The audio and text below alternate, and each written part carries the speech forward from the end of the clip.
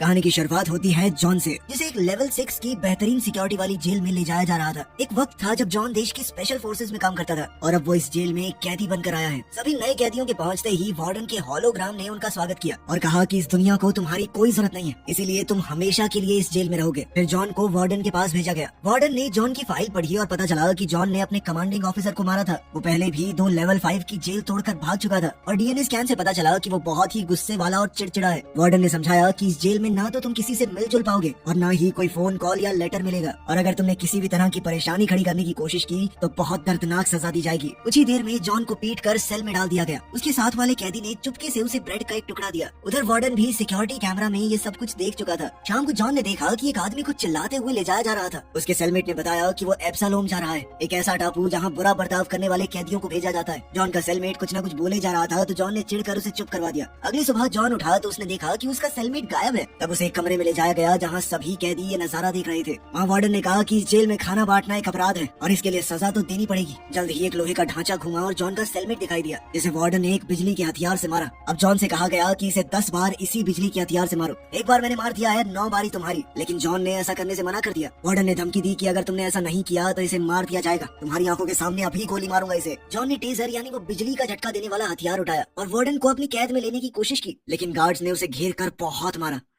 कुछ घंटों बाद हेलीकॉप्टर से जॉन को एब्सलोम भेजा गया। गार्ड्स ने बिना कुछ बोले उसे बाहर फेंका और हेलीकॉप्टर से चले गए। जॉन ने देखा कि उसके ऊपर कुछ चूहे आ गए, लेकिन उसने जल्दी से उन्हें हटा दिया। वो जंगल के बीच में था और दूर दूर तक जानवरों की आवाजें आ रही थी। जॉन ने भागना शुरू कर दिया और फिर देखा कि कुछ लोग भी जंगल में उसके आसपास दौड़ रहे हैं। वो आउटसाइडर्स ट्राइब के लोग हैं, जिन्होंने तुरंत उसे घेरा और पकड़ लिया। जॉन को पकड़कर उस जगह ले जाया गया जहाँ बाहर से आए लोगों को रखा जाता था। लोगों ने उसके कपड़े चुराने की कोशिश की, लेकिन लीडर मैरिक ने अपनी बंदूक दिखाकर उन्हें रोक दिया। जॉन कुछ घंटों तक जेल में पड़ा रहा, फिर मैरिक से मिला। मैरिक बहुत सीधी बात करने वाला आदमी था। उसने कहा कि इसे एक बड़ी छुट्टी समझ लो जो शायद कभी खत्म नहीं होगी। ये गांव एक पुराना आइलैंड रिसोर्ट है और वो सब लोग कैदी हैं जो जेल से भेजे जा रहे हैं। इस आइलैंड के ऊपर हर एक काम शरीर के लिए चुनौती भरा था। मैरिक ने कहा कि हमें देखना होगा तुम्हारे अंदर कितनी ताकत है। जिसके बाद जॉन को रैल्फ नाम के एक आदमी के साथ फाइट करने के लिए पूल के ऊपर नेट पर धक्का दिया गया और साथ ही एक ब्लेड पकड़ा दिया गया। रैल्फ ने अपनी ताकत दिखाते हुए एक स्टैचू को तोड़ दिया, जिससे जॉन कुछ खास इंप्रेस नहीं हुआ। उसने अपना ब्लेड फेंक कर रैल्फ की छाती पर मार दिया, जिसके बाद रैल्फ वहाँ से पानी में गिर गया। इस पर मैरिक ने खुश होकर जॉन को बधाई दी, लेकिन जॉन ने उसकी बात ज्यादा न सुनते हुए उसके हथियार चुराए और मैरिक को भी पानी में धक्का दे दिया। अब जॉन लोगों के झुंड के बीच से निकला अपनी बंदूक दिखाता हुआ, लेकिन वो बंदूक काम ही नहीं कर रही थी। वो जंगल में भागा, लोग उसे पकड़ने के लिए पीछे पीछे भाग रहे थे। वो जल्द ही एक पेड़ पर छुप गया और मौका मिलते ही एक आदमी को पकड़ लिया। पीछे से जाके उसकी गर्दन तोड़ दी और उसके हथियार भी चुरा लिए। फिर भागते हुए वो अचानक पहाड़ से गिर गया और उसकी टांग में चोट आ गई।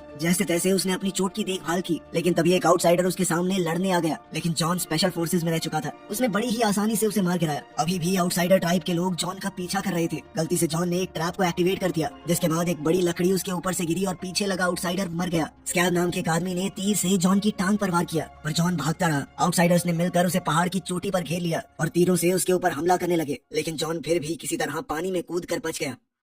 जल्द ही वो इनसाइडर्स गैंग के पास पहुंचा। उन्होंने उसकी जान बचा ली और गांव में बहुत अच्छे से रखा। ये इन्फॉर्मेशन वार्डन तक जेल में पहुंच गई। जब जॉन उठा तो वहाँ का डिसिप्लिन देखकर चौंक गया। वहाँ आसपास घूमते हुए उसने एक बिल्डिंग में जाने की कोशिश की, लेकिन हॉकिंस और स्कल नाम के 2 आदमियों ने उसे रोक दिया, ये कहकर कि यहाँ जाना मना है। इसके बाद जॉन को वहाँ के लीडर फादर से मिलवाया गया। फादर ने कहा कि जॉन पहला आदमी है जो आउटसाइडर से बचकर आ पाया है और अब वो चाहता था कि जॉन उनके साथ मिलकर रहे। लेकिन जॉन ने कहा कि मैं यहाँ पे घर बसाने नहीं आया हूँ, मुझे यहाँ से निकलना है, वो भी जल्द से जल्द। फिर जॉन डाइसार्ड से मिला, जो एक टूटी हुई बंदूक को ठीक कर रहा था। जॉन ने उसे कुछ आइडिया दिया कि इसे इस तरह से ठीक कर सकते हो, और बातों बातों में उनकी कुछ हद तक दोस्ती हो गई। कुछ देर बाद डाइसार्ड और हॉकिंस जॉन को वॉच टावर ले गए और उसे वहीं रुकने के लिए कहने लगे कि यहाँ से भागने की कोशिश मत करो। इस टापू के ऊपर बहुत से खतरे हैं, ऊपर से आउटसाइडर्स की तादाद 600 है और हम लोग यानी इनसाइडर्स सिर्फ 98। उनकी तादाद हमसे 6 गुना ज्यादा है, लड़ भी नहीं सकते उनसे। उस आइलैंड पर हर जगह कैमरे लगे हुए थे, इसलिए हेलीकॉप्टर भी वहाँ मिनटों में आ जाता था। बाद में जॉन वहाँ के डॉक्टर टॉम के पास गया। टॉम ने जंगली जड़ी बूटियों से बनी हुई एक दवाई उसे पकड़ाई और कहा कि इसे अपनी चोट पर लगा लो। साथ ही उसने जॉन से कहा कि इसे साफ रखना बहुत जरूरी है, यहाँ पर दवाइयाँ नहीं है, सेप्टिक हो जाएगा। बाहर निकलते ही जॉन ने देखा कि केसी उसे फॉलो कर रहा था। केसी सिर्फ उस इंसान से मिलना चाहता है जो मैरिक से बचकर भाग निकला। जॉन ने कहा कि मुझे अकेला छोड़ दो और पहाड़ के एक कोने पर चला गया। उसने एक बक्सा पानी में फेंका। लहरें इतनी तेज थी कि वो बक्सा तुरंत टूट गया, जिसका मतलब साफ था कि वो तैर कर तो यहाँ से नहीं निकल सकता। जल्दी ही केसी उसके पास आया और बताया कि यहाँ पर शार्क है, तो तैर कर जाने की तो सोचना भी मत।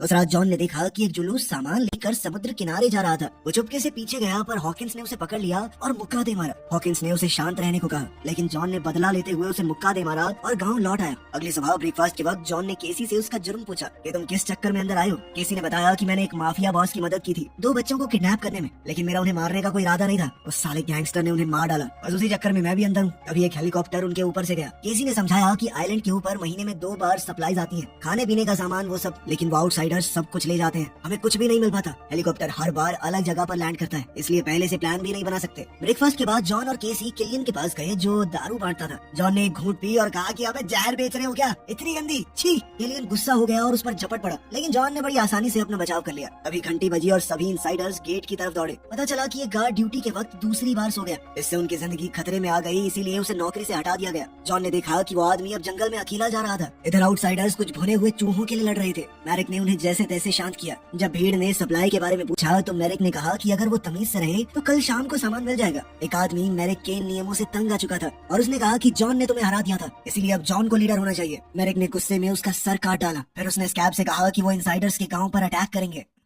क्रिसमस पर इनसाइडर्स ने एक छोटी सी पार्टी रखी और एक पेड़ को सजाया। फादर ने उन लोगों के लिए स्पीच दी जो उनके बीच नहीं रहे थे। जॉन ने याद दिलाया कि जिसे नौकरी से निकाला गया उसके लिए भी दुआ करो। जॉन अगले दिन निकलने की सोच रहा था, पर फिर फादर ने कहा कि तुम ज्यादा दूर तक जा नहीं पाओगे। उधर आउटसाइडर्स जंगल में छुपकर प्लान बना रहे थे। इनसाइडर्स को एक जासूस से पता चल गया और उन्होंने तुरंत अलार्म बजा दिया। सब लोग लड़ाई के लिए तैयार हो गए। किसी ने जॉन से भी उनके साथ लड़ने को कहा, पर शुरुआत में तो जॉन ने मना कर दिया कि ये मेरी लड़ाई नहीं है, लेकिन फिर उसे एहसास हुआ कि ये लोग फिर भी बेहतर हैं। वो आउटसाइडर्स बिना बात इनके ऊपर हमला कर रहे हैं। तो फिर उसने फैसला किया कि वो इनसाइडर्स के साथ मिलकर लड़ेगा। जेल में वार्डन को लड़ाई के बारे में पता चला तो उसने सोचा कि बढ़िया ही है, दोनों आपस में एक दूसरे को मार देंगे। ब्रिज पर कुछ गार्ड्स खड़े थे, लेकिन आउटसाइडर्स ने उन्हें पानी में खींच लिया। फिर उन्होंने जलते हुए तीरों से हमला किया। एक तीर तो एक आदमी के मुंह में घुस गया। हॉकिंस ने जल्दी से अपने आदमियों को झुकने को कहा, लेकिन तीर फिर भी गाँव की बिल्डिंग्स के ऊपर लग गए और वहाँ आग फैल गई। कुछ लोग पानी लाने के लिए दौड़े। एक सिपाही छत से तीर निकाल रहा था, पर वो भी मारा गया। आउटसाइडर्स ने कुछ पेड़ गेट के सामने बांधे और उन्हें गिराकर गेट और टावर तोड़ दिए। अब आउटसाइडर्स गाँव में घुसने में कामयाब हो गए और अब एक खतरनाक लड़ाई छिड़ गई। हर तरफ लोग मारे जा रहे थे। जॉन ने अपनी जबरदस्त लड़ने की तकनीक से एक के बाद एक दुश्मनों का सफाया करना शुरू कर दिया। केसी एक आउटसाइडर के सामने जम गया, लेकिन जॉन ने उसे बचाया और एक तीर से दुश्मन को मार दिया। फादर भी अपनी लकड़ी से लड़ रहा था और स्कल ने अपनी जबरदस्त लड़ने की तकनीक से जैसे तैसे उसे बचाया, लेकिन फिर भी एक दुश्मन फादर को चाकू मारने में कामयाब हो गया। हॉकिंस ने चाकू निकाला और स्कल को कहा कि फादर को सुरक्षित टावर में ले जाओ। तभी मैरिक और स्कैब पानी में छुपकर गाँव में घुस आए और उसी टावर में छुप गए जहाँ स्कल फादर को ले जा रहा है। जॉन ने उन्हें देख लिया और तुरंत एक रस्सी काट कर अपने आप को टावर तक ले गया। स्कल और फादर अंदर गए, लेकिन मौका देखकर स्कैब ने स्कल को बेहोश कर दिया और फादर को उसके जख्म पर दबाव डालकर परेशान करने लगा। अब मैरिक फालतू टाइम पास करने के मूड में नहीं था। उसने जल्दी से फादर को मारने की कोशिश की, लेकिन तभी जॉन ने एक खास दरवाजा खोलकर उसे नीचे गिरा दिया। स्कल ने स्कैब को एक जलता हुआ तीर मारा। अब जॉन और मैरिक के बीच में लड़ाई शुरू हो गई और दोनों एक दूसरे को कांटे की टक्कर दे रहे थे। तभी स्कैब जलता हुआ वापस आया तो मैरिक ने उसे खिड़की से बाहर धकेल दिया, जिसके बाद वो पानी में जा गिरा। मैरिक समझ चुका था कि वो जॉन का मुकाबला नहीं कर सकता, तो वो अपनी जान बचाने के लिए वहाँ से भाग खड़ा हुआ और अपने आदमियों को पीछे हटने का ऑर्डर दिया, जिसके बाद आउटसाइडर्स वहाँ से भाग गए। कुछ देर बाद इनसाइडर्स ने सभी डेड बॉडीज को जला दिया और फादर ने उनके लिए कुछ शब्द कहे। जॉन दूर से आग देखता रहा और उसे अपनी पुरानी जिंदगी याद आ गई, जब उसने जंग में लोगों को मारा था। किलियन ने उसके पास आकर उसे एक ड्रिंक दी। उसने बताया कि फादर को अपनी बीवी के ओवरडोज के केस में जेल में डाला गया था, लेकिन इस बात का कोई सबूत नहीं था, इसीलिए वो इस टापू पर इकलौता इंसान है जो शायद सच में बेकसूर है। अगली सुबह जॉन ने देखा कि कुछ इनसाइडर्स सामान समुद्र किनारे ले जा रहे थे। उसने उनका पीछा किया और देखा कि उन्होंने चुपके से एक बोट बना ली थी। वो भागकर फादर के पास गया। फादर ने बताया कि वो लोग पहले से प्लान बना रहे थे भागने का। बोट को डायसार्ट ने डिजाइन किया था और उसके अंदर एक कूलिंग सिस्टम है जो कि रडार से बच सकता है, लेकिन कुछ दूसरे सेंसर्स ने बोट को पकड़ लिया और हेलीकॉप्टर्स तुरंत आ गए उन्हें घेरने के लिए। उन्होंने देखने वाले ग्रुप के ऊपर भी गोलियां चलाई और इनसाइडर्स चट्टान के पीछे छुपकर बच गए। इसके बाद फादर ने कहा कि वार्डन के पास कोई तो जासूस है जो उनके बीच में ही छुपा हुआ है। जॉन ने कहा कि अगली बोट पर मैं भी जाऊंगा, लेकिन हॉकिंस और फादर ने कहा कि बहुत से लोग सालों से इंतजार कर रहे हैं, इसलिए जॉन को भी अपने नंबर का इंतजार करना चाहिए। कुछ दिन बाद जॉन डायसार्ट के पास गया। डायसार्ट नई बोट बना रहा था। जॉन ने पूछा कि क्या वो इस बोट पर जाएगा, लेकिन डायसार्ट ने मना कर दिया। उसने बताया कि 30 साल पहले उसने पैसों के लिए एक बहुत खतरनाक बम बनाया था। उस बम ने 50 लोगों को मार दिया। वो ऐसा कुछ करना नहीं चाहता था, इसीलिए वो सजा के तौर पर सारी उम्र इस टापू पर ही काटेगा। जॉन ने देखा कि डायसार्ट के पास कुछ पुराने शेवी इंजन है, लेकिन उसका डिस्ट्रीब्यूटर गायब है। फिर जॉन फादर के पास गया और एक शर्त रखी, इंजन का जो हिस्सा जो मिसिंग है वो मैरिक के कैंप से ले आएगा और बदले में उसे और केसी को अगली बोट पर भेजना होगा। फादर मान गया, लेकिन एक शर्त रखी, मैरिक के लोगों को टापू के बारे में बताना होगा ताकि सभी बच सके। बाहर निकलते ही जॉन को हॉकिंस मिला। उसने जॉन को एक मैप दिया जिसमें मैरिक के कैंप तक का एकदम सेफ रास्ता है।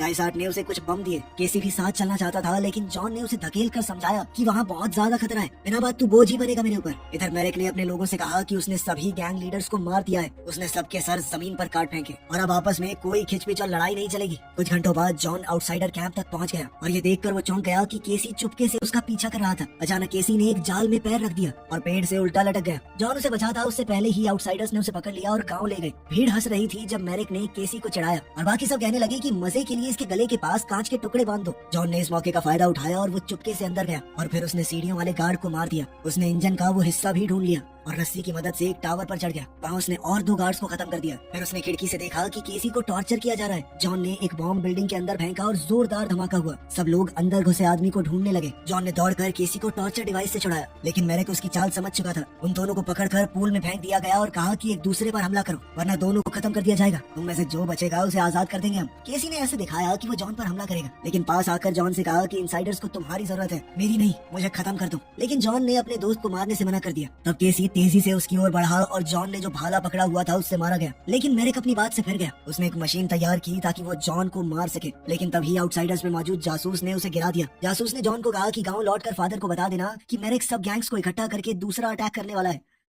अब जॉन जल्द से जल्द गांव पहुंचा। उसने डाइसार्ट को डिस्ट्रीब्यूटर दिया और कहा कि जल्दी काम करो। फिर उसने सबको होने वाले हमले के बारे में बताया। उसने देखा कि फादर बिस्तर पर बीमार पड़ा है। जॉन ने कहा कि उनके पास इतने सारे हथियार और सुरक्षा नहीं है कि वो इस लड़ाई को जीत सके, इसीलिए इस गांव को छोड़ देना ही बेहतर होगा। हॉकिंस गुस्सा हो गया क्योंकि अब ये उनका घर बन गया था, लेकिन फादर ने उसे समझाया कि जॉन बिल्कुल ठीक बोल रहा है। उसने हॉकिंस से कहा कि जल्दी से इस जगह से भागने का प्लान बनाओ। सुबह सब लोग मिलकर पूरी जगह को खाली कर रहे थे, लेकिन फादर अभी भी बिस्तर पर था। उसने जॉन को सच बताया कि उसे एक खतरनाक बीमारी है और बिना ट्रीटमेंट किए वो 1 महीने में मर जाएगा। कोई और इस बारे में नहीं जानता, बस हॉकिंस को थोड़ा शक था। फादर चाहता था कि जॉन उसकी जगह ले, पर जॉन ने मना कर दिया। वो आइलैंड पर रहना नहीं, वहाँ से बचकर निकलना चाहता था। इसलिए फादर ने उसे अपनी डायरी दी जिसमें पूरा सच लिखा हुआ था। उसने जॉन से कहा कि किसी ऐसे आदमी को ढूंढना जो कैदियों को बचा सके। इसके बाद जॉन डाइसार्ट के पास गया। बोट पूरी तरह तैयार थी। जब उन्होंने टेस्ट किया तो आग देखकर जॉन को फिर से अपनी पुरानी जंग याद आ गई और वो परेशान होकर चल दिए। रात को जॉन ने फादर को सच बताया कि कैसे उसके बॉस ने उसे मजबूर किया था कि वो जंग में हजारों लोगों को मारे। गवर्नमेंट ने भी ये सब कुछ दबा दिया। जब जॉन ने सच बोलने की कोशिश की तो किसी ने नहीं सुना, इसीलिए उसने जानबूझकर अपने बॉस को बदला लेने के लिए मार दिया। सुबह जॉन ने देखा कि उनके खबरी का कटा हुआ सर एक भाले पर लगा हुआ था।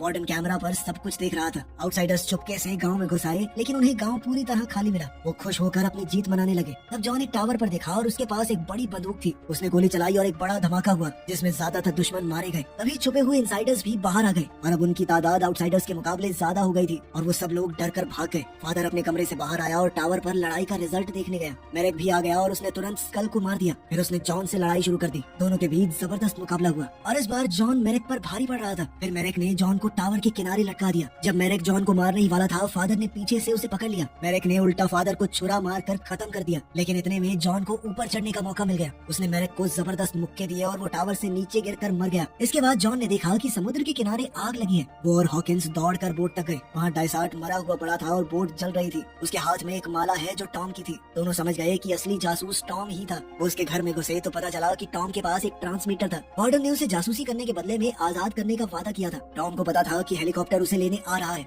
जॉन ने उसे मजबूर किया कि वो लैंडिंग कोऑर्डिनेट्स को बदल दे। कुछ देर बाद टॉम एक मैदान के बीच में खड़ा था। जब हेलीकॉप्टर उतरा तो छुपे हुए इनसाइडर्स बाहर निकल आए और सभी सैनिकों को मार दिया। जॉन हेलीकॉप्टर में घुस गया और वार्डन को भागने से रोका। उसने वार्डन को डराकर चॉपर से बाहर फेंक दिया और आइलैंड पर टॉम के पास ही छोड़ दिया। जॉन ने पायलट की सीट ली और किलियन के साथ कुछ और कैदियों को भी अपने साथ हेलीकॉप्टर में उड़ा ले गया। जंगल में टॉम और वार्डन को आउटसाइडर्स ने घेर लिया और अब वो उनका ऐसा हाल करेंगे कि वो सोच